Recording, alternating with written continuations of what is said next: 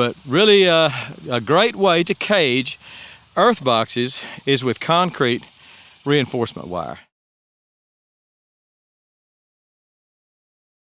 So I've had a lot of interest in my tomato cages for earth boxes. So let me show you those real quick. First of all, I hold them in place. I hold them up by some rebar. This is 3/8 rebar. I've just got that cable tied to the cages. Most of you have seen my regular tomato cages, my round tomato cages, and that's what these are. I just repurposed them for earth boxes. And what I've done is just taken the round cage and I've just turned it into a C.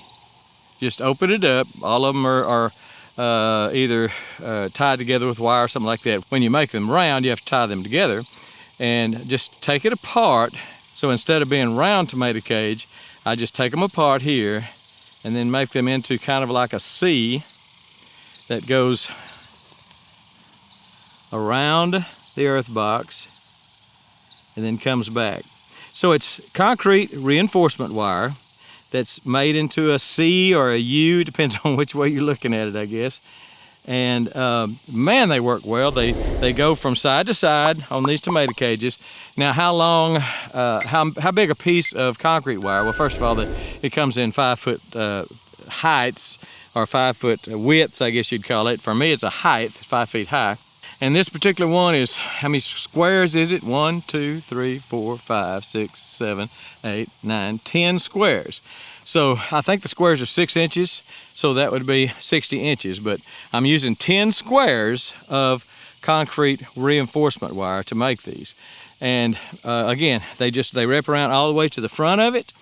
As you can see, I've got the post here, the 3/8 rebar, probably driven in the ground, maybe a foot, something like that. And I've never had one blow over doing this, unless maybe the cable tie broke or something. But as a general rule, they're very strong. They don't blow over. They're sturdy, even with a big load of tomatoes on them. Now these tomatoes have just about seen their better days. These are determinate tomatoes, and they're starting to wind down. But the cages have worked well for them. You can see all these are caged. Now on these two, these are indeterminate. I knew they were going to get taller, so I raised the cage up off the ground. As you can see, the cage is above the earth box. Earth box is here, cage starts here, because I knew I needed more height because these are indeterminate tomatoes. So I didn't feel like, since they're going to be that tall and these indeterminates are going to grow till frost, I want it to be a little more stable than the determinates. So what I've done is on the back of it, on the back of the cage, I put a T-post. So it's got rebar on the front, 2 legs, and then it's got T-post back in the back. That helps give it the height, or keep it stable with the added height. But it's a great way to cage your earth boxes. Again, here's earth boxes with peppers in them. Beautiful jalapeno peppers. And they're still going crazy, even in this heat. In fact, I need to come pick a few of them. But really a great way to cage earth boxes is with concrete reinforcement wire. So hope that helps, hope that it kind of explains. I wish I could take one apart and show you how to do that, but it's really basically a circle. You start opening it up.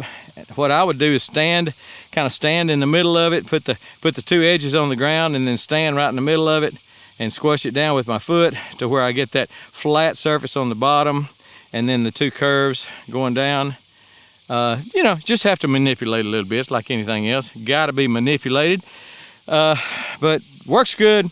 I'm pleased with the way they've worked for years. I've used it this way for maybe 3 years, something like that, 2 or 3 years, and just never had a problem with them, and I don't think you will either. So if you raise vegetables in an earth box, then I would suggest a tomato cage like this. Now what I've done on the front so they don't fall out this way is I take some twine. Basically this is a baling twine, and when they're real small, when they're first coming up, you know, maybe get up this tall, get up 16 inches tall, then at about 12 inches, I'll run a string so they don't start falling out this way. And then when they get a little taller, run another string so they don't fall this way. My tomatoes, I had to do that several times because they just got so tall, especially on these indeterminates. I've got 1, 2, 3, 4, 5 strings on those, and could probably use a string up here, could use a 6th string. But look at that, that's just covered in maters. We like it. Make you some cages. You can find concrete reinforcement wire at the big box stores, Lowe's, Home Depot. I've heard they sell them in shorter pieces. A roll is 150 feet and it's expensive, but I have heard that they sell them in shorter pieces than that. So you might can buy enough to do, you know, a cage or two, depending on what you depending on what your needs are. So anyway, that's the way I make my cages. I am very, very pleased with them. I don't see any downfall with them, any problem with them. They've just always worked great. So they'll do tomatoes, peppers. You could even put you some strings across the front and do pole beans, let them grow up, cucumbers, anything like that. Anything that climbs or vines would benefit from these cages. So hope that helps, and we're gone.